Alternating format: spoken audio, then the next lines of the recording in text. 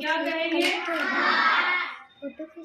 तो उसने क्या देखा कि एक झाड़ पर एक जो चींटी है वो झाड़ पर चढ़ने की कोशिश कर रही है।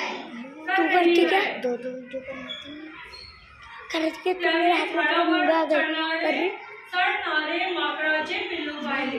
पुन्हा पुन्हा म्हणून सुद्धा ते वर चढण्याचा प्रयत्न करत होते।